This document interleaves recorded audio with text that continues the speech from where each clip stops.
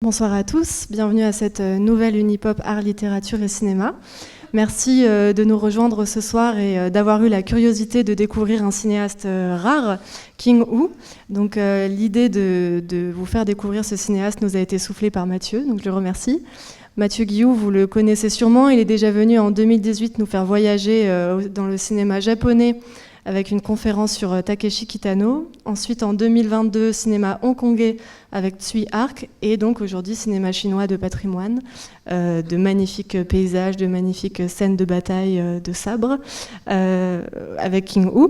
Donc Mathieu, tu es diplômé de la FEMIS et tu as été directeur adjoint des 7 Batignolles, un cinéma dans le nord de Paris. Ensuite, tu as été coordinateur des publics jeunes et étudiants à l'AFCAE. L'AFCAE, c'est une association avec laquelle on travaille beaucoup ici au Jean Eustache, c'est l'Association française des cinémas arts et essais. Et tu es désormais directeur administratif et financier d'AnimaFac, qui est un réseau national d'associations étudiantes. Donc un point commun qui rejoint notre soirée aujourd'hui, c'est de réunir du public et de parler d'une œuvre, donc de nous permettre une belle rencontre avec King Hu. Donc merci d'être là ce soir. Et donc vous le savez, ici à l'Unipop, on aime vous faire voyager. Donc ce sera intéressant de découvrir le contexte historique, politique de création des films de King Hu des années 60 à 80. Tu nous expliqueras tout ça. Donc merci de renouveler ta confiance ici à l'Unipop et de venir pour la 3e fois. Et je vous souhaite à tous une bonne soirée. Merci Alix et merci à vous d'être présents pour voyager ensemble vers le cinéma de King Hu. Alors en préambule, donc on est ensemble pour 1 heure, 1 heure et demie, donc pour parler de ce cinéaste King Hu. Le cours sera illustré par une multitude d'extraits et je vous préviens en préambule, donc la plupart des extraits malheureusement n'ont pas pu être sous-titrés parce que c'est des extraits tirés de films assez rares. Néanmoins, vous verrez que d'une part, il n'y a pas forcément énormément de dialogue et d'autre part, la mise en scène est assez claire pour que vous puissiez comprendre. Donc tout d'abord, par King Hu. Donc là, je vous montre les affiches de ces films les plus connus et surtout, on va débuter par le commencement, à savoir quelques éléments biographiques.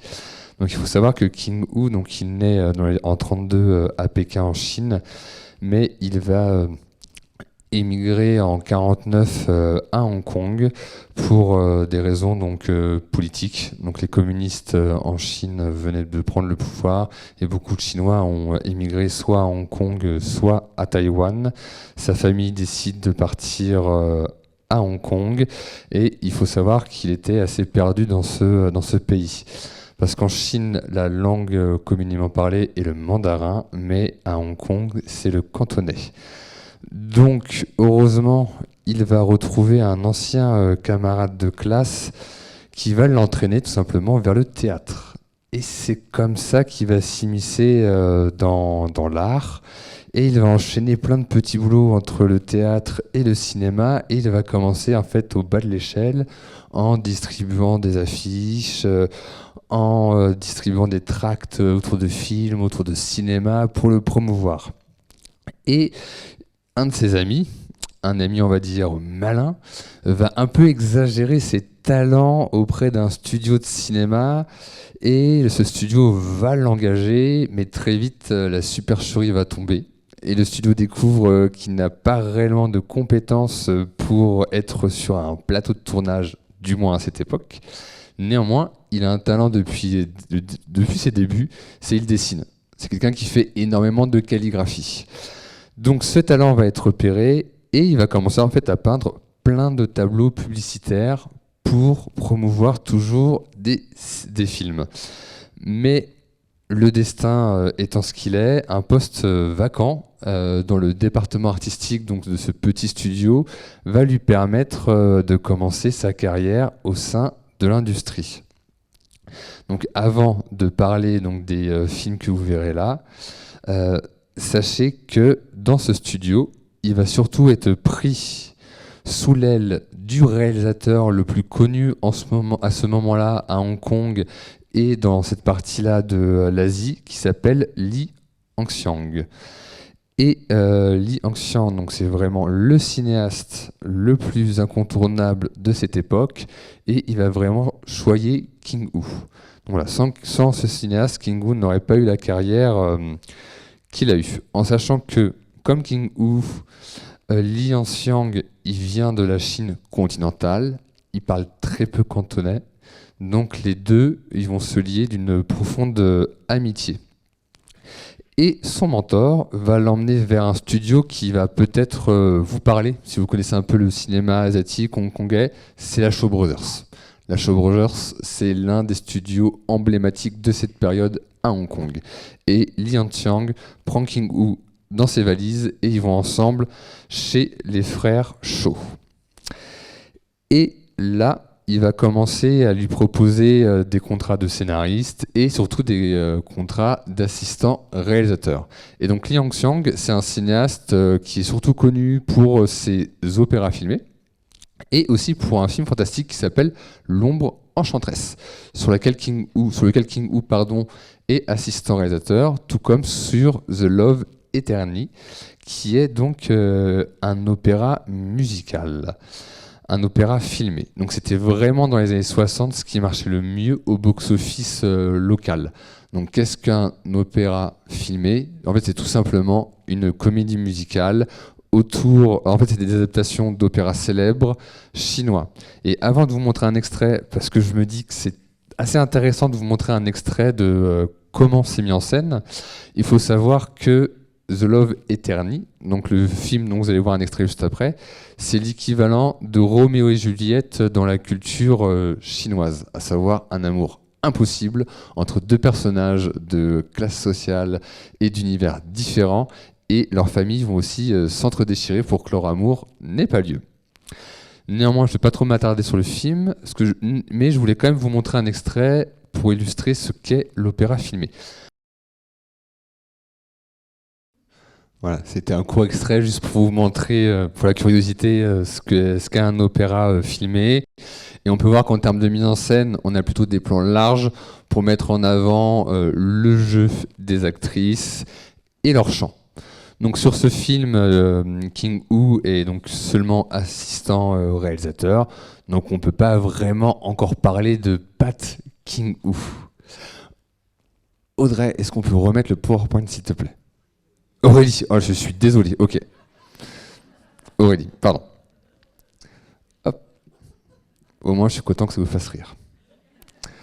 Et ensuite, donc son mentor, Li Yanxiang, propose à King Woo de passer à la réalisation. Et là, il va commencer à faire deux films un peu coup sur coup, que je voulais traiter en même temps, parce qu'ils sont assez significatifs sur...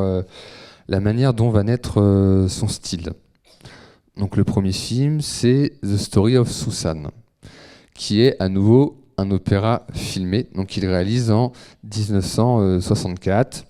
Grosso modo, l'histoire raconte la vie d'une femme un peu roturière qui va plus ou moins réussir à gravir les échelons sociaux, mais va rencontrer sur sa route énormément de malheurs. Donc c'est clairement un drame. Et de l'autre côté, on va avoir Sons of Good Earth de King Woo, toujours. Donc il réalise l'année suivante, qui est un film de guerre qui raconte comment une petite ville chinoise va résister face à l'envahisseur japonais, donc à la fin des années 30. Et donc dans ces deux films, on peut déjà voir les prémices de son style. Déjà, il faut savoir que King Woo est né avec l'opéra de Pékin, donc il va être énormément inspiré par celui-ci, et cette inspiration va vraiment traverser toute sa filmographie. Donc là, je vais citer King Woo. Ce qui continuellement me revenait à l'esprit, c'était mes souvenirs d'enfance de l'opéra chinois traditionnel. La raison pour laquelle le théâtre chinois traditionnel m'inspirait tant avait à voir avec le film The Story of Susan. Bien que je sois assez mécontent du résultat, en raison du fait que le studio décida de sa forme finale, sa structure était caractéristique des opéras chinois traditionnels. Et il avait du contenu dramatique. À partir de ce moment-là, j'ai commencé à réfléchir à comment traduire les particularités de l'opéra chinois pour le grand écran. Il faut savoir que l'opéra chinois est un mélange de danse, de chansons et de drame, et le tout forme ce qu'est l'entité de l'opéra chinois. Mais également, ce que King Hu en retire, c'est le côté non réaliste de l'opéra chinois. C'est surtout imagé, parfois exagéré. Les acteurs n'ont pas un jeu réaliste et parfois ils peuvent même sortir de leur rôle pour invectiver directement le spectateur. Et également, il y a sans cesse une unité entre la musique et le mouvement. Pour les personnes qui étaient avant devant Raining in the Mountain, vous avez pu vraiment le voir. Cette continuité où la musique est réellement un acteur des personnages. Il va plus que accompagner les mouvements, il va les souligner. Et également, King Hu est énormément influencé par le cinéma de l'Occident. Sergio Leone, John Ford et aussi Hitchcock. Mais, et c'est là où on peut trouver sa particularité, c'est qu'il va être aussi extrêmement sensible à toute la théorie du cinéma russe des années 20. Il va énormément travailler sur le jeu d'acteur de Stanislavski, sur également Podovkin qui travaillait beaucoup sur l'émotion des personnages, notamment sur ses gros plans. Ça, il va également le reprendre, mais surtout, et c'est là où c'est, je trouve, assez intéressant, c'est qu'il va énormément travailler le montage via les théories d'Eisenstein. Donc ça, on y reviendra un peu plus tard. Et dans The Story of Susan, donc dans les opéras filmés, il y a énormément de dialogues pour expliquer la situation. King Hu va essayer de les réduire au minimum. Et ça, plus on va avancer dans sa filmographie, moins il y aura de dialogue. Parce que pour King Hu, le cinéma doit être imagé, non parlé. Et également, donc comme je le disais, dans les opéras filmés, on va dire classiques, c'est surtout des plans larges où on met en avant les postures des acteurs, leur chant. King Hu, par instant, il va essayer de s'en dépêtrer. Il va essayer de faire plus de mouvements de caméra, plus de plans rapprochés pour vraiment capter l'émotion. Du côté de Sons of Good Earth, alors il faut savoir que King Hu considère que Sons of Good Earth est réellement son premier film parce qu'il a un peu renié Story of Susan étant donné qu'il n'a pas eu le contrôle final. Et en plus, c'est un sujet qui lui tient à cœur parce qu'il faut savoir que son frère a été militaire. Donc c'est une sorte aussi d'hommage. Et dans Sons of Good Earth, il va continuer à travailler justement sur un montage beaucoup plus dynamique pour renouveler aussi l'attention du spectateur. Parce qu'il se dit que si une scène ne ressemble pas à une autre, s'il y a des coupures brutales, le spectateur, lui, va rester attentif. Donc là, je vous ai préparé en fait 2 extraits qui vont se succéder. Le premier, c'est sur Story of Susan, où, là, je vous explique, c'est... Donc l'héroïne est prise en charge par un notaire de la ville où elle est simplement servante, sauf que le notaire commence à avoir des vues sur elle, ce qui ne plaît pas à sa femme, qui va décider de chercher à l'empoisonner. Voilà, je vous en dis pas plus. Et sur le deuxième extrait, en fait, on va voir un personnage qui, résigné par l'envahisseur japonais, va décider de boire du poison pour se suicider. Donc il y a quand même une thématique poison dans ces 2 extraits. Donc je lui préviens, c'est il y a des morts, voilà. Mais vous verrez, c'est assez imagé, c'est pas forcément extrêmement violent. Donc Aurélie, s'il te plaît, est-ce que tu peux nous montrer l'extrait 2 et après on en parle. Merci beaucoup. Je vous ai prévenu, c'est pas violent, c'est plus imagé que réaliste chez King Hu. Et ce qui est intéressant dans l'extrait numéro 1, parce qu'effectivement, vous avez pu remarquer, c'est que la femme du notaire s'est trompée dans quel bol empoisonné. Il y a un effet de montage qui était à l'époque peu courant, c'est ce mouvement de caméra vers la droite qui enchaîne avec un plan du tribunal, comme pour montrer le destin implacable de la justice face à notre pauvre héroïne. Et ce choix de montage, effectivement, sur les opéras filmés, ça n'existait pas. Donc même dans un genre très cadré, King Hu a réussi justement à expérimenter ces effets de montage qui lui viennent de toutes ses références. Et ce qui est encore plus parlant, c'est dans Sons of Good Earth, c'est qu'il va utiliser donc un aspect du montage de Eisenstein, donc cinéaste russe de la Grève, Octobre.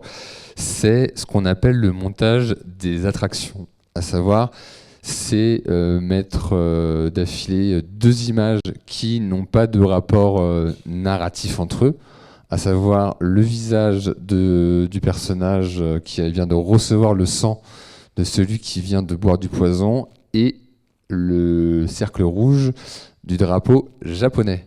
Et ça vient créer une idée. Et cette idée dans ce film est assez éloquente, c'est que à travers le drapeau japonais, il veut évidemment évoquer le Japon, et que le Japon est un pays sanguinaire, tout comme le rouge du drapeau qui fait référence au sang de ses victimes. Voilà ce que King Hu veut nous dire. Et il faut savoir que le film à l'époque fut polémique. Parce que en fait, il a été censuré dans certains pays. Il faut savoir que donc par rapport à ce film, certains donc, critiques à l'époque ou dans certaines nations y ont vu en fait un film de propagande anti-japonais. Donc, et cette image est effectivement, je vous laisse juge de l'image que je vous ai montrée. Et surtout, dans d'autres pays, il fut également polémique parce que King Hu, quand il fait des films d'époque, il essaye d'être le plus réaliste possible. Il faut savoir que c'est lui d'ailleurs qui va dessiner tous les costumes de ses films. Et il va essayer vraiment de s'inspirer des estampes de l'époque, de travail de recherche. Donc c'est vraiment quelqu'un qui cherche à reproduire au moins le réel dans les décors et dans les costumes. Et à l'époque du film Sons of Good Earth, en fait, c'est le parti politique du Kuomintang qui est au pouvoir en Chine. Alors, est-ce que c'est possible, Aurélie, de remontrer le PowerPoint ? Donc, je vais vous montrer. Donc, ça, c'est l'emblème du Kuomintang. Et en fait, sur tous les habits militaires qui sont présents dans le film, il y a cet emblème. Problème, et là, je vais citer King Hu. Les problèmes apparurent quand le film fut distribué en Asie du Sud-Est. Le film dut être réédité pour les cinémas de Malaisie et Singapour. Nous devions supprimer toutes les références visuelles au Kuomintang, y compris l'emblème sur les costumes et les casquettes militaires. Étant donné que notre film était d'époque et que tous les acteurs devaient porter cet emblème, nous avons dû tout changer. C'était un foutoir. Le film n'était plus du tout regardable. On perdit de l'argent. Parce qu'il faut savoir, et c'est encore plus d'actualité aujourd'hui, c'est que le gouvernement du Kuomintang donc, a quitté la Chine continentale en 1949 pour rejoindre l'île de Taïwan, et que Taïwan n'est pas la Chine continentale, et qu'un pays par exemple comme Singapour est un allié politique de la Chine continentale. Même récemment, en septembre 2024, il s'est encore opposé à une Taïwan indépendante, donc il soutient la Chine continentale dans cette idée de regrouper les trois Chines avec Hong Kong et Taïwan. Donc forcément, avoir dans un film qui sort à Singapour ou à Malaisie avec l'emblème du parti politique entre guillemets opposé à celui communiste a posé problème. Et à cause de ça, plus l'autre polémique de films de propagande anti-japonais, le film fut tout simplement censuré dans beaucoup de pays. Donc là, clairement, le studio donc de la Shaw Brothers lui dit arrête de faire des films de guerre parce qu'on a peur que tu deviennes juste un cinéaste polémique. Nous, on a envie de te soutenir, mais arrête avec ce genre-là. Et là, donc c'est à cause de ce fait que King Hu va s'orienter vers son premier grand succès qui est l'Hirondelle d'Or. L'Hirondelle d'Or, donc en 1966, qui est un classique du cinéma de sabre ou de KPDP chinois. Alors il faut savoir que le terme c'est les films de wuxiapian, donc littéralement de KPDP. Et à la fin des années 60, donc les opéras filmés et le mélodrame commençaient un petit peu à péricliter au niveau du box-office hongkongais. Et les films de chevalerie, eux, cherchaient un second souffle. Donc grâce aux polémiques de Sons of Good Earth, il put lui redonner ses lettres de noblesse en investissant le genre. Il faut savoir que le wuxapian est de base un genre issu de la littérature classique. Et il a toujours été entre le fantastique et le réalisme. Et surtout, c'est un genre littéraire qui a plusieurs siècles. Et c'est vraiment ce qui va aussi intéresser King Hu. Parce que King Hu, donc, c'est un calligraphe depuis sa jeunesse. Et c'est aussi quelqu'un d'extrêmement cultivé et de lettré. Et il veut faire perdurer cet héritage à travers cette littérature. Donc il trouve en ce matériau quelque chose qui lui sied parfaitement.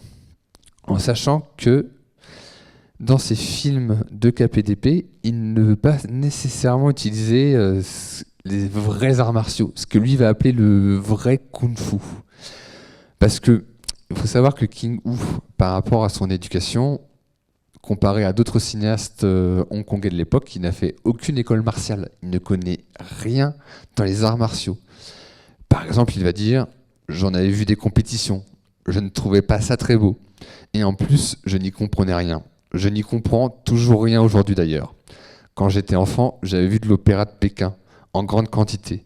J'ai décidé que ça serait bien de s'en servir. » Et effectivement, l'opéra de Pékin va vraiment être la base pour chorégraphier ses combats.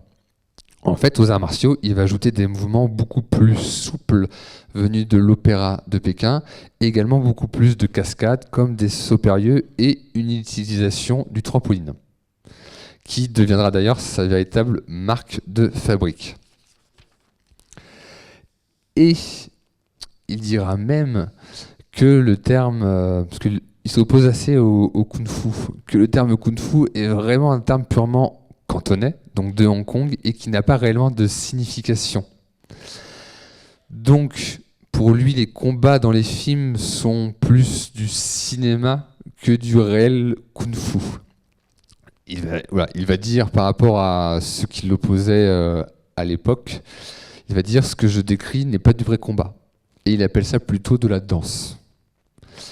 Et par contre, il a baptisé tout ce qui est cinéma, à la Bruce Lee, à la Jackie Chan, de combat réel, pour vraiment se mettre en opposition un peu à l'écart de ce type de combat. Et aussi, autre problème, c'est, je vous ai dit, il s'est inspiré de la littérature donc wuxapian, de KPDP, donc de chinois, et il s'est dit, mais est-ce que je ne m'inspirerais pas aussi pour créer mes chorégraphies de cette matière littéraire ? Problème, c'est que les descriptions sont, ne sont pas transposables sur le grand écran.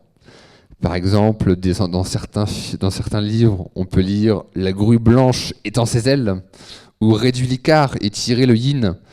Sauf que c'est un peu inintelligible et c'est très romanesque et à l'écran, c'est très difficile de le porter.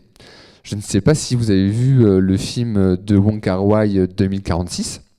Mais à un moment donné, le personnage interprété par Tony Leung, donc qui est un auteur, va justement écrire des livres de KPDP. Et lui aussi va se lancer dans des descriptions de combats assez lyriques. Voilà, la renarde blanche va étendre son pied face à la grue noire, ou ce genre de choses.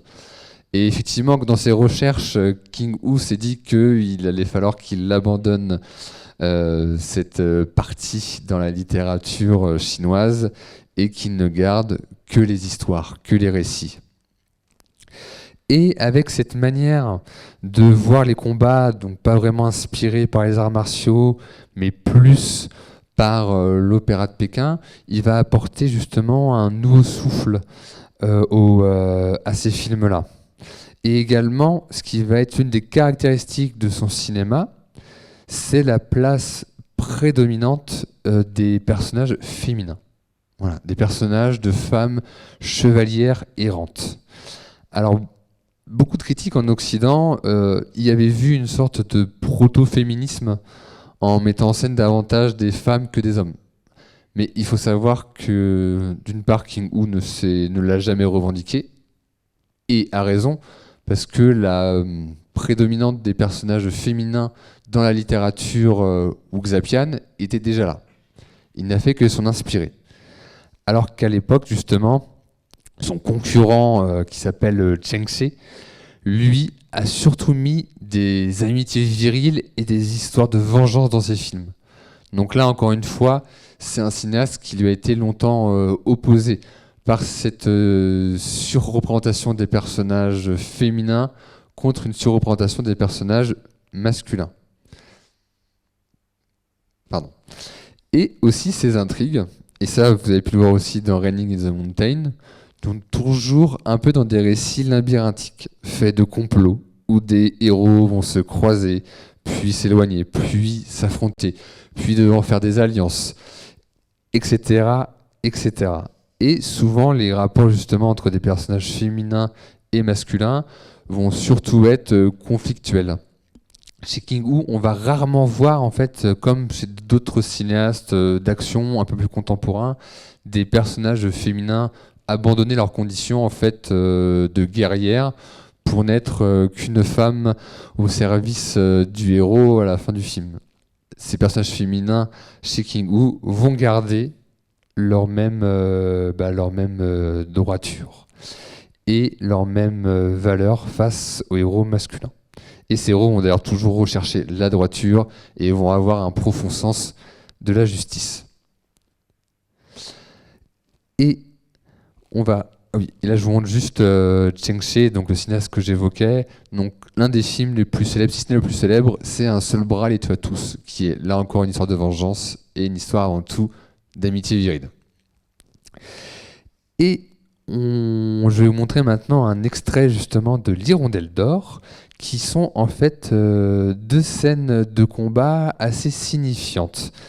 La première scène donc, se situe au milieu du récit, et on va voir donc cette fameuse Hirondelle d'or, le personnage de femme chevalier errante.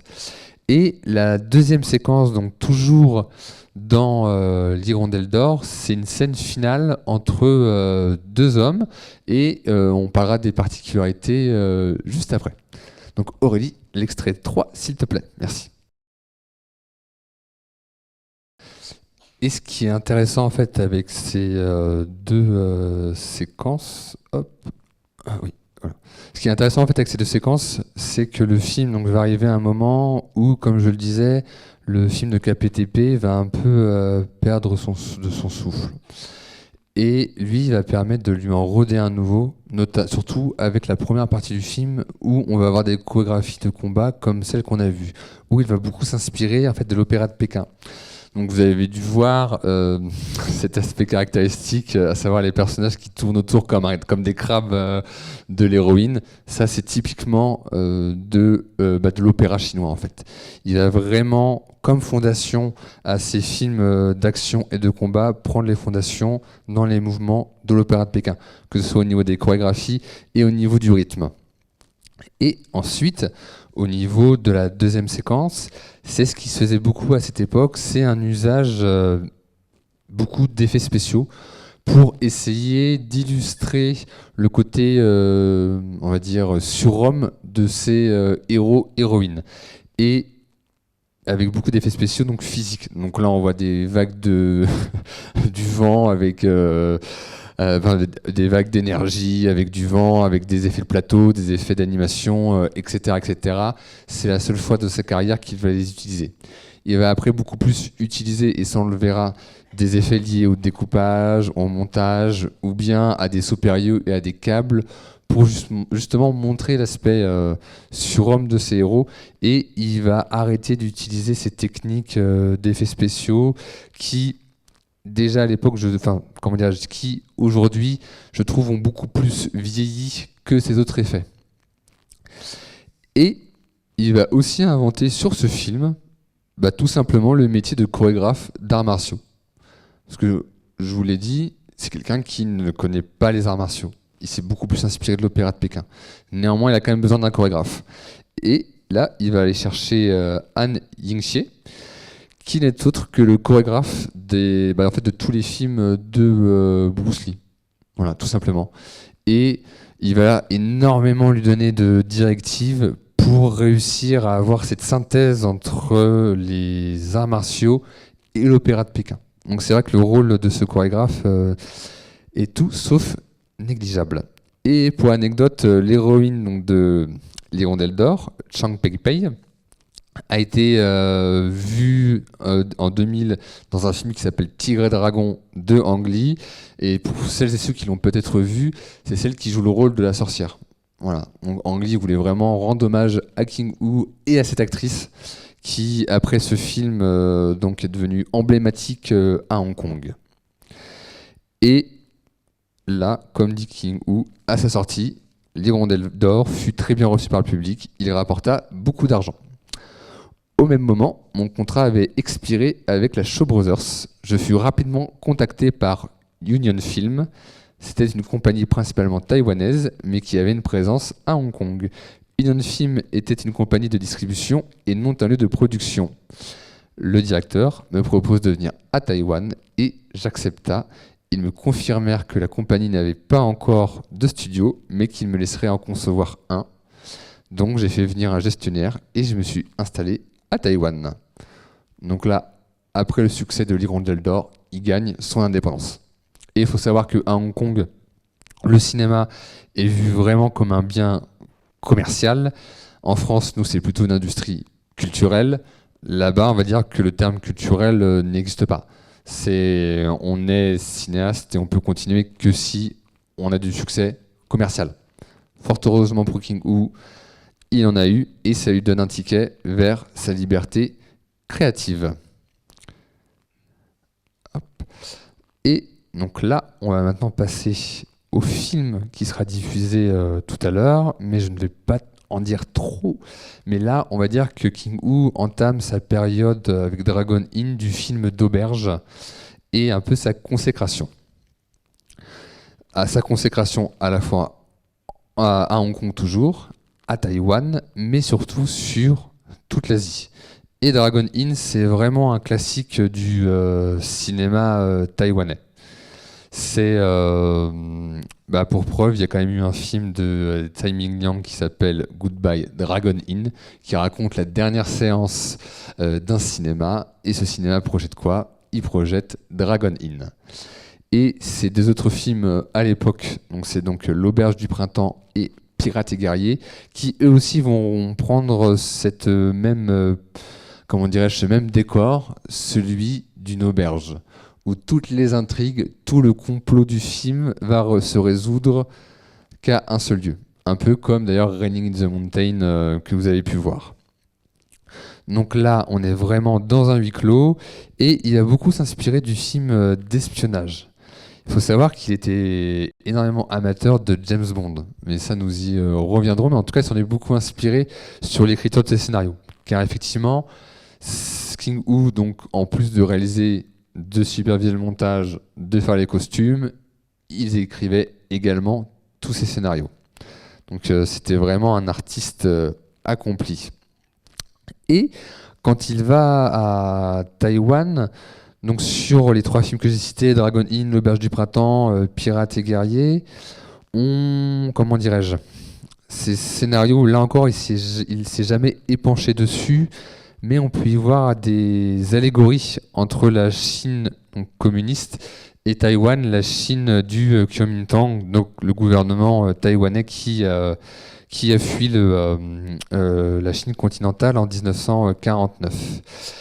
Effectivement, on peut y voir des parallèles, parce que ça va plus ou moins toujours raconter la même histoire, à savoir, ça va surtout se dérouler durant la dynastie Qing, donc qui a régné de 1644 à 1912, donc la dynastie Qing qui est une dynastie des Mandchous, et en fait souvent les héros vont être opprimés face à cette dynastie. Et donc effectivement, beaucoup y ont vu une allégorie de Taïwan qui est victime du harcèlement de la Chine continentale. En tout cas, dans tous ces scénarios, il ne prend, bien qu'il y ait une base historique, on va dire, du lieu, des costumes, il ne va prendre aucun personnage ayant réellement existé. Il dira, historiquement, il y a toujours eu des conflits entre les peuples, donc on a l'embarras du choix pour nos films. Mais il y a trop de légendes à propos des grandes figures historiques, leur attitude, leur acte, leur visage. On ne peut pas tout vérifier, c'est trop problématique et j'ai pensé que ça serait mieux de faire des films sur des gens ordinaires portant des habits ordinaires de l'époque. Donc, nous ne verrons jamais de personnages ayant réellement existé. Et aussi, ce qui va être intéressant au niveau de son écriture, c'est qu'il va évacuer en règle générale tous ces enjeux dès l'introduction du film. On va souvent avoir un narrateur, qui d'ailleurs là encore inspiration de l'Opéra de Pékin, qui va nous dire, voilà, le personnage A, il doit faire ça, le personnage B, il a ça comme objectif. Comme ça, tous les enjeux sont placés, et lui, ensuite, il peut traiter son sujet, mettre tous ses personnages dans son théâtre et jouer avec. Et son théâtre, à cette époque, c'est une auberge. Et évidemment, il y aura toujours des femmes chevaliers errantes au premier plan. Ça va être vraiment l'un de ses protagonistes de prédilection. Et tous ces films ont toujours traité de la droiture et également du subterfuge. Et comment l'un va réussir à triompher sur l'autre. Et cette période va être assez jouissif, parce qu'on sent que c'est vraiment des films extrêmement plaisants où l'action est vraiment là pour son propre plaisir. Encore une fois, il évacue les enjeux dès le début pour ne se préoccuper que de l'action et des péripéties de ses personnages. Néanmoins, et ça on le verra surtout avec un film qui viendra plus tard, contrairement à ses inspirations bondiennes, donc des films d'espionnage plutôt hollywoodiens, les morts vont avoir un vrai poids, des vraies conséquences. Parce que ça, c'est ce qui le gêne dans le cinéma hollywoodien, c'est qu'un James Bond va tuer 500 personnes dans son film, et ces morts sont insignifiantes. Pour King-Woo, ce n'est pas possible. Il faut qu'on ressente vraiment le poids des vivants et des morts. Et au niveau de son style chorégraphique, ça va toujours être une fusion entre les arts martiaux et l'opéra, même si, donc là on va arriver en 74-75, Bruce Lee est passé par là, et il va commencer à avoir beaucoup plus de combats au corps à corps, et essayer de fluidifier son style pour qu'il soit un peu moins opératique. Parce qu'effectivement, dans ce qu'on a pu voir dans l'Hirondelle d'Or, parfois les chorégraphies sont un peu, enfin, ça c'est mon avis personnel, sont un peu rigides et manquent effectivement de fluidité. Donc ça, il va se remettre en question et il va travailler sur ça. Et surtout, il va beaucoup plus travailler son découpage et ses raccords, où ses chorégraphies vont être beaucoup plus découpées pour avoir un plus fort impact. Néanmoins, son cinéma va toujours être élégant. Donc là, je vais vous montrer 4 photogrammes d'un film qui s'appelle donc L'Auberge du Printemps de 1974. Pardon. Et comme je vous ai dit, il a un peu abandonné les effets spéciaux de plateau avec des effets de jet d'énergie ou autres, comme on a pu voir dans le deuxième extrait de l'Hirondelle d'Or, pour vraiment montrer les capacités surhumaines de ces personnages à travers des effets de cinéma. Là, dans l'Auberge du Printemps, donc, on voit une serveuse dans le photogramme A et B s'approcher d'un client. Cette serveuse, elle se nomme la Pivoine Noire et c'est une voleuse. Et là, dans le raccord entre le photogramme B et le photogramme C, on voit que le plateau que porte la Pivoine Noire cache la perle du chapeau du personnage. Et on voit ensuite dans le photogramme D que la perle a disparu. Que s'est-il passé ? Même le cinéma n'a pas pu capter la prouesse de cette voleuse. Voilà, le vol s'est effectué dans le raccord. Et ça, je trouve ça, c'est ce qui fait l'une des particularités de King-Woo, c'est vraiment d'utiliser la technique cinématographique, en l'occurrence le découpage, pour montrer les prouesses de ces personnages. Et également, ce qui va être intéressant avec cette époque, c'est aussi ce qu'il a de l'opéra de Pékin, c'est que chaque nouvelle scène de combat doit être plus spectaculaire que la précédente. Il fait, dans ce qu'il a pu écrire, dire il fait la métaphore d'une pièce montée. Chaque part de gâteau doit être encore plus imposante et plus majestueuse que l'autre. Et également, il accorde beaucoup d'importance à l'entrée des personnages. Il dira « L'entrée en scène dans l'opéra traditionnel est très importante. Par exemple, avant que le personnage principal n'apparaisse, un acteur secondaire entre, accompagné de musique et d'effets de lumière. L'audience anticipe alors que le personnage principal va faire sa grande entrée. Parfois, pour augmenter la tension de l'atmosphère, il cache son visage dans sa manche. Naturellement, seul le fond et non la forme peut être traduit au cinéma, mais l'effet dramatique peut être atteint et intensifié en créant du suspense et de la surprise quand l'acteur principal apparaît à l'écran. Je ne sais pas si vous vous souvenez, pour celles et ceux qui ont vu Raining in the Mountain, on voit d'abord le personnage du général arriver, il est juste accompagné de 4-5 personnes qui portent ses affaires, on le voit arriver brusquement, d'accord. Par contre, l'entrée du conseiller, ensuite du responsable du monastère, est beaucoup plus éloquente. Là, il y a le tambour est frappé, il arrive avec une cour d'une 50aine de personnes. C'est l'idée que King-woo a de ses films et de ses entrées de personnages. Ils doivent être de plus en plus spectaculaires. Et également, dans ces films d'auberge, et je trouve là où ça atteint son paroxysme, c'est vraiment dans Raining in the Mountain, c'est le côté burlesque de ces films, où les personnages, parfois on a l'impression, passent leur temps à se cacher, à se courir après, à essayer de prendre sans être pris. Et là, il y a vraiment un côté, effectivement, Tom et Jerry, que je trouve assez satisfaisant en tant que spectateur, parce qu'on ne s'ennuie jamais, et on sent vraiment que lui aussi prend du plaisir à nous montrer ça. Et la musique renforce cet aspect burlesque. Et après cette trilogie, donc il va vraiment asseoir sa domination en Asie, il fait son film le plus connu, donc il s'appelle Touch of Zen. Donc il tourne avant les films, juste après Dragon Inn, et avant L'Auberge du Printemps et Pirates et Guerriers. Mais je voulais vous en parler après, parce que je trouve qu'il y a vraiment une continuation à la fois narrative et stylistique dans les 3 films qu'on a évoqués avant. Il fait donc A Touch of Zen. Il faut savoir que le film, c'est une fresque de 3 heures. Ce qui est un format assez inédit également à l'époque pour des films de Wu Xiapian. Donc il met plus d'1 an à le tourner, au point où le studio décide de le sortir en 2 parties en Asie, pour essayer d'être rentable au maximum. Évidemment, il y a toujours cette question dans l'industrie du cinéma taïwanaise, hongkongaise.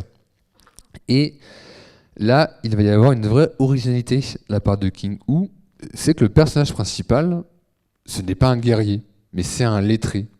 Et quelqu'un qui pratique également la calligraphie. Donc on peut facilement y voir un avatar de King-woo.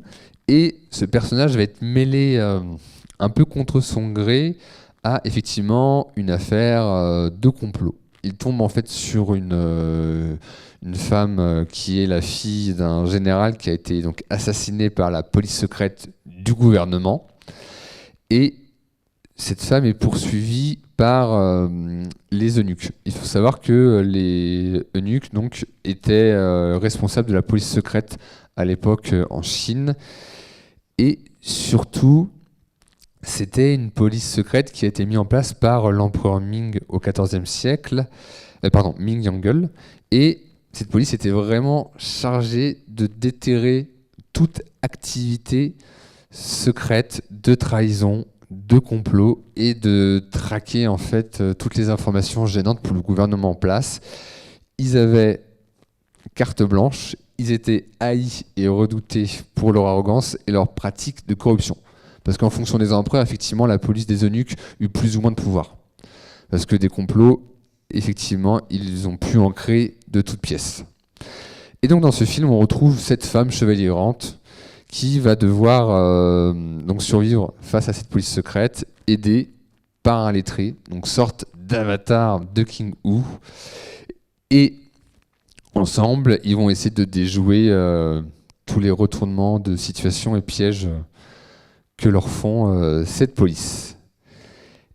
Et une des thématiques qui va vraiment traverser le film, c'est celle des apparences. Et surtout, celui qui maîtrise les apparences a gagné.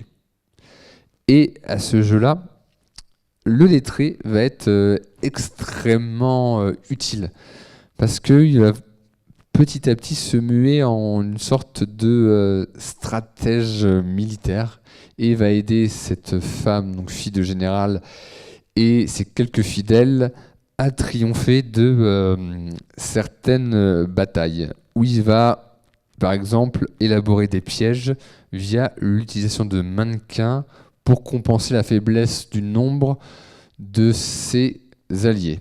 Et là, on retrouve l'amour de King Hu pour la stratégie militaire, qu'il donc n'a pas pu développer après les polémiques autour de son film de guerre. Et justement, là, on va voir un extrait qui est juste celui qui arrive au lendemain matin d'une bataille où le lettré, grâce à ses subterfuges, a pu aider ses compagnons. Donc Aurélie, l'extrait numéro 4, s'il te plaît.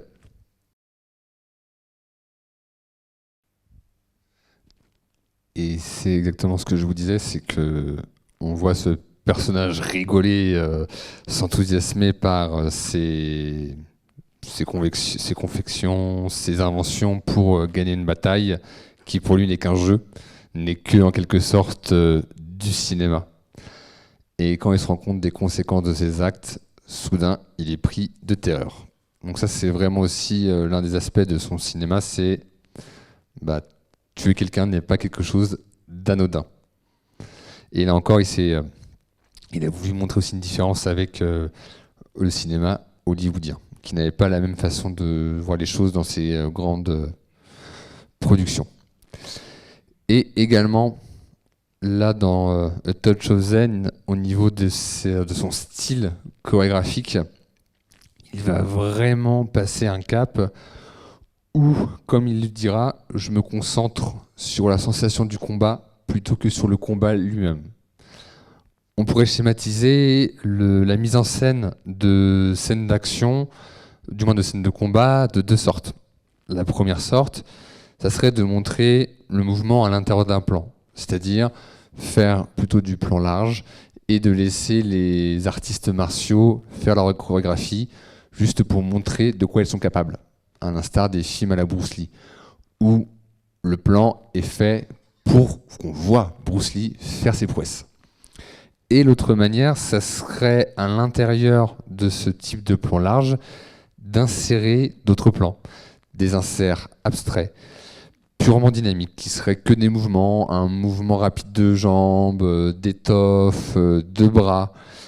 Et ces mouvements ne permettent en quelque sorte que de provoquer une émotion forte pour le spectateur, que de provoquer de l'abstraction et d'accélérer le mouvement. Et dans certaines séquences de Touch of Zen, il dira « Quand j'ai étudié les techniques de réalisation, j'ai appris que normalement il faut 7 photogrammes, donc des images, pour que l'audience voit quelque chose clairement. Pour le combat dans la forêt de bambou, je n'ai utilisé que 4 photogrammes, ou parfois même 3, et je recoupais des plans pour obtenir un mirage de mouvement. » C'est ce qui va donner ce côté surnaturel dans les combats de King Hu. Et justement, je parle de la séquence de combat de bambou qu'on va voir parce qu'elle est quand même assez mythique et a vraiment été un marqueur pour le voir, plus qu'un marqueur, une identité des combats en plus des films de King Hu, mais des combats d'arts martiaux du cinéma wuxapian. Donc Aurélie, on va passer à l'extrait numéro 5 s'il te plaît. Et vous verrez que son style donc, est beaucoup moins opératique, mais beaucoup plus fluide. Et on ressent beaucoup moins les pauses. Alors, vu que là c'est un extrait Blu-ray, je pense que ça demande un petit temps pour le retrouver. Et après avoir vu l'extrait de la séquence de combat, donc l'extrait numéro 5 de la séquence de combat dans la forêt de bambou, on parlera de l'autre sujet du film, qui est le message pacifiste et le zen qui traverse tout A Touch of Zen. En tout cas, je peux avancer le temps que l'extrait arrive, que ce film fut, en plus d'un marqueur du cinéma donc asiatique, de Wu Xapian, fut vraiment la pierre angulaire du genre, mais également à l'international. Parce que pour la première fois, un film chinois va être récompensé dans un festival international, à savoir le Festival de Cannes en 1975, où il eut le grand prix technique du festival. Et pour l'anecdote, l'héroïne du film a tellement aimé le Festival de Cannes qu'après sa carrière d'actrice, elle décida de devenir productrice pour un seul et unique but, avoir une palme d'or. Qu'elle obtint, parce qu'elle obtient la palme d'or grâce au film de Chen Kaige, Adieu ma concubine, en 1973. Après, elle a produit un autre film et elle s'est arrêtée. Voilà, objectif atteint. Et là encore, on voit que les personnages font pas ça par plaisir, ils souffrent et ils sont, effectivement, ils ont également des faiblesses. Et c'est ce que je vous disais dans la manière de mettre en scène les combats. Lorsqu'ils vont faire des actions surhumaines, là, il va utiliser des techniques propres au cinéma, donc en enlevant certains photogrammes, en surdécoupant certains mouvements pour les rendre héroïques. Et surtout, surhumains. Et le film, comme son nom l'indique, est traversé par un message pacifiste et par le zen. Donc, le zen, ça peut être tout simplement défini comme un état méditatif pendant lequel on est en pleine conscience de son existence et de ce qui nous entoure, où on fait attention, on ne fait plus qu'un avec ce qui nous entoure. Et en fait, des moines vont sans cesse traverser le film, donc des moines bouddhistes, et ils vont aider les héros et n'utiliser la violence qu'en ultime recours. Et d'ailleurs, l'héroïne finira par se retirer du monde avec l'un des moines pour justement se sauver elle-même et avoir une seconde vie. Et donc King Hu fait beaucoup l'économie des dialogues. Et à propos de Touch of Zen et de son ambition, il dira « Le zen ne pouvait être décrit, mais seulement ressenti. Il est intuitif. Tout dialogue qui tenterait d'expliquer le zen reviendrait à le rationaliser. » Et là, je trouve qu'il a une très bonne métaphore. Par exemple, ce doit être très difficile d'expliquer le concept de sucré à une personne n'ayant jamais goûté de sucrerie. Mais la dite personne aura connaissance du concept en goûtant un bonbon. Et il va avoir la même démarche avec A Touch of Zen, c'est d'essayer d'apporter un soupçon de surnaturel tout au long du film. Il va y avoir beaucoup d'effets de fumée dans les décors, certaines chorégraphies, beaucoup d'effets de montage, pour essayer de faire prendre conscience au spectateur de ce que ça peut être justement cet état méditatif, quasiment de transe. Le dernier quart d'heure est quasiment expérimental, où on voit donc un dernier combat et va y avoir, comment dirais-je, l'image va être troublée, va y avoir des couleurs saturées, voire quasiment, on a l'impression de voir un film en coloris thermique. C'est assez, la fin est assez particulière, où justement il va essayer de traduire ce que ça peut être le zen et surtout le passage au nirvana. C'est ce qu'il va essayer d'illustrer à la fin de A Touch of Zen. Et justement, il va continuer à travailler donc cet aspect lié au bouddhisme, au zen, donc avec deux films qui tournent la même année, donc Raining in the Mountain, que vous avez vu a priori, et Legend of the Mountain. Donc c'est deux films qu'il tourne la même année dans le même décor. Donc il faut savoir qu'il est parti en Corée du Sud pour trouver justement un décor pouvant recevoir deux longs métrages. Et en l'occurrence, donc c'est ce temple en Corée du Sud qui est tout simplement magnifique. Voilà. Donc ces deux films ont été entièrement tournés dans cette région de Corée du Sud et donc en décor naturel. Et donc, pour Raining in the Mountain, j'en parlais brièvement. Donc là, on arrive vraiment à l'apogée de son style, où là, il est en parfaite maîtrise de ses moyens, et c'est exactement ce qu'il veut faire, et où il veut emmener le spectateur.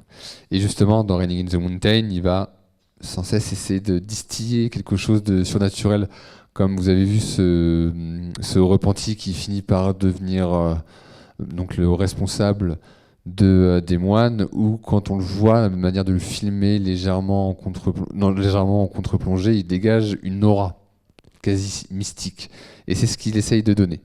Et surtout avec Raining in the Mountain, il voulait traiter ce que c'est que la lutte pour le pouvoir. Et surtout, la question qui traverse ce film, c'est est-ce que le pouvoir, ou du moins la recherche du pouvoir, est un moyen ou une fin en soi? Et là, on voit un peu la vision entre les moines qui veulent juste monter pour avoir le pouvoir, mais pour eux, ça reste une fin en soi, parce que leur vie restera dans un monastère, tandis qu'on voit le général ou le vendeur, où eux, c'est plus par orgueil, par recherche de pouvoir. Et je vais plus m'attarder sur A Legend of the Mountain, qui est là aussi une fresque qui dure plus de 3 heures, qui, en une phrase, raconte l'histoire d'amour entre un homme et un fantôme. D'ailleurs, aussi pour l'anecdote, donc il aime beaucoup retravailler avec les mêmes acteurs. Ça, je trouve que c'est un peu son côté John Ford, où il a vraiment sa troupe d'acteurs et il va sans cesse les faire rejouer. Donc ça, je trouve, c'est un aspect très plaisant chez les films de King Hu, c'est qu'on a à chaque fois l'impression de retrouver une famille d'acteurs et de reconnaître déjà tous ces visages et juste de les voir dans d'autres rôles, dans d'autres intrigues. Et comme je vous l'ai dit, le Wuxia est issu de la tradition littéraire chinoise. Donc, il va surtout mêler cette littérature, mais également avec une esthétique issue des estampes. Et ce qui va être intéressant là à noter, c'est que l'esthétique des estampes va traduire, on va dire, une philosophie plutôt chinoise, qui est, on va dire, à l'opposé de l'esthétique et d'une philosophie plutôt occidentale. C'est que l'homme n'est que de passage dans ce monde, mais surtout n'est qu'un élément de décor dans tout un paysage. Il n'est pas forcément au centre. Alors que dans l'art occidental, il va vraiment être au centre. Donc là, je vous ai évidemment mis la peinture célèbre de Caspar David Friedrich, donc le voyageur contemplant une mer de nuages, qui est assez emblématique sur l'homme au centre du monde. Et à côté, donc le pêcheur de Wunzen, donc qui est une estampe où on voit juste un pêcheur qui est même pas au centre du sujet. Le sujet, c'est plus la branche qui est centrale que ce personnage humain. Et justement, l'art chinois n'est pas une quête pour surpasser la nature ou la conquérir, mais d'avoir une sensation d'appartenance. Encore une fois, ça a à voir avec le zen, de faire partie d'un tout. Et c'est ce qu'il va chercher à traduire. Comment ? Je vais vous le montrer avec un extrait qui va être le dernier extrait du cours, déjà. Et je voulais finir par une note un peu plus légère, donc pas de combat, pas de bataille cette fois-ci, mais juste une balade. Voilà, une balade de 3 minutes, où le personnage principal va faire une rencontre surnaturelle et observer le travail effectivement sur le vide, ce vide qui va être travaillé par la fumée et le fait que le personnage ne soit pas effectivement toujours centré, mais parfois un peu en décalage, voire caché. Donc Aurélie, le dernier extrait s'il te plaît, l'extrait numéro 5. J'espère que cette petite balade vous aura plu. Et effectivement, dans La Légende de la montagne, il va encore pousser beaucoup plus loin que dans Touch of Zen, des séquences de ce type-là, vraiment méditatives, où en tant que spectateur, on est juste transporté avec le personnage et on se laisse aller. J'admets que c'est mon film préféré, parce que justement, il y a des séquences comme ça où on se laisse juste guider, et je trouve ça assez fou de prendre ce type de risque dans ce genre de production. Et il faut aussi savoir une dernière chose avant d'arriver à ma conclusion, c'est qu'il conçoit également lui-même ses storyboards et supervise également tous ses décors. Donc un film de King Hu, si vous ne l'aimez pas, il n'y a vraiment que lui à blâmer, pour le coup. Et un dernier point aussi qui est assez intéressant, c'est sur son choix des couleurs, où il dira « j'emploie peu de couleurs, moins il y a de couleurs, plus elle est facile à contrôler. J'emploie beaucoup de brouillard, de fumée, c'est le vide. Au cinéma, pas moyen d'avoir du vide sans cela. Tous ces procédés tendent à créer le vide. De toute façon, je ne crois pas au réalisme dans le cinéma. » Et justement, il va avoir un besoin de créer le vide pour reproduire les estampes chinoises, où le vide est omniprésent. Donc voilà pour tout ce qui est King Hu, tout son cinéma. En tout cas, ce qu'il faut retenir, c'est que ça reste un cinéma donc majeur dans le cinéma chinois. C'est un cinéaste effectivement de transition où il a vraiment incarné la tradition en puisant dans un genre littéraire plus que centenaire, donc le Wuxiapian, et en l'emmenant vers la modernité stylistique des années 70, en puisant donc dans ses sources d'inspiration, donc comme je l'ai dit, les techniques occidentales, russes, et surtout son amour pour l'opéra de Pékin. Là où ça va devenir compliqué dans sa carrière, c'est l'arrivée des années 80-90, où malheureusement, donc comme je vous ai dit, comme on a vu, King Hu est un homme à tout faire sur un plateau de tournage sur ses films, et il est extrêmement méticuleux. Et ses films prennent énormément de temps à se faire. Surtout qu'il aime bien tourner maintenant en décor naturel. Et parfois, on ne peut pas contrôler ce que la météo nous impose. Donc ça va allonger grandement ses productions. Et il aura tendance à exploser les budgets. Et donc à ne pas forcément être rentable pour les studios. Comme je vous l'ai dit, Hong Kong, Taïwan, la carrière d'un cinéaste est surtout dictée par ses succès.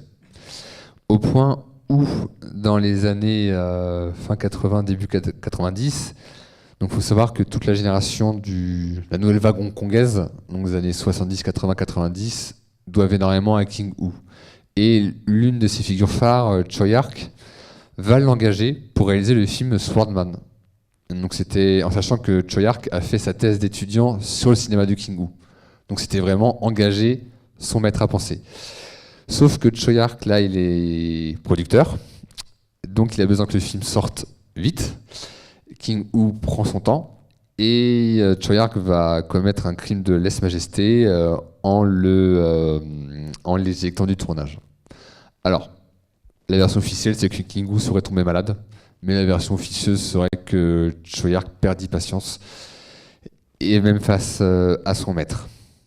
Donc malheureusement, il a eu du mal à retrouver du budget pour tourner, en sachant que dans les années 80, le cinéma d'action hongkongais, voire taïwanais, laisse beaucoup plus la part belle à l'action, à la surenchère d'action, et moins à des passages comme vous venez de voir.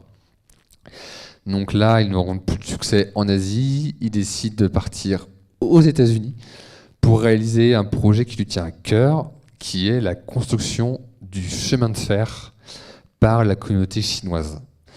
Et au moment où il arrive à trouver un budget, parce que la star hongkongaise Chow Yun-fat, donc acteur emblématique du cinéaste John Woo, porte le projet avec King Hu. Parce qu'encore une fois, King Hu, le cinéma hongkongais et taïwanais, que ce soit acteur, producteur, réalisateur, lui doivent beaucoup.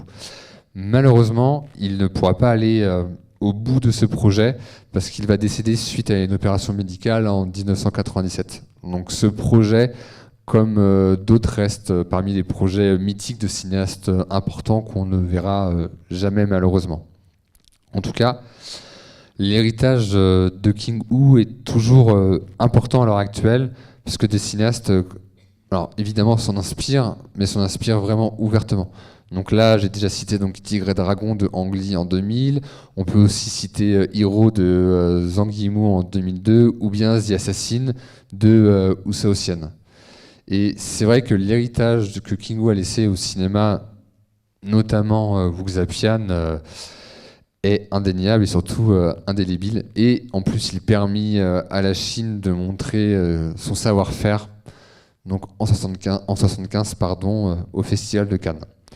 Et je voulais laisser les mots de la conclusion au cinéaste et ancien critique d'Olivier Assayas, parce qu'il faut savoir qu'en 84, les cahiers du cinéma sont allés à Hong Kong, en fait, rencontrer l'industrie hongkongaise, et bien que King Hu n'y soit plus, ils lui ont consacré moult articles, parce que c'était effectivement la figure incontournable de ce cinéma-là. Et donc Olivier Assayas dira: King-Woo est un grand cinéaste dont la consécration internationale est problématique. L'approche de son œuvre est en effet à l'origine d'une cascade de malentendus. Trop chinois à la fois pour Hong Kong et pour l'Occident, son classicisme intransigeant paraît désuet aux uns, répétitif aux autres, ignorant du code et du genre. Comme si son avant-gardisme formel et narratif est à la fois intolérable pour l'industrie locale et inintelligible pour le public européen. Nul doute que King-Woo, auteur maudit, marginalisé dans son pays, aurait dû trouver dans le système des festivals internationaux le soutien d'un large public cinéphile. Or, cela ne s'est pas produit malgré le succès initial de A Touch of Zen. On peut imaginer que cela tient à ce que King-Woo, contrairement à la plupart des cinéastes asiatiques reconnus, n'est pas un auteur à sujet ou à thèse et qu'il ne s'est strictement jamais plié à l'impérialisme narratif du romanesque occidental. Il n'a jamais tenu compte de ce qui s'exportait. Rejeté à Hong Kong, refusant les avances de la Chine populaire, classé monument historique à Taïwan, incompris en Europe et aux USA, King-Woo, cinéaste d'une Chine rêvée, ne pose inlassablement qu'une question, celle sur laquelle je débutais et avec laquelle je vais finir.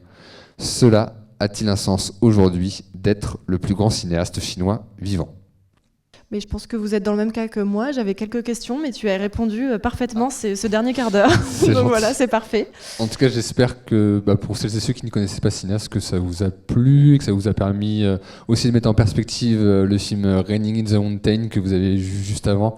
Parce qu'effectivement, quand on est face à un film de King-Woo, certaines séquences peuvent paraître un peu abstraites.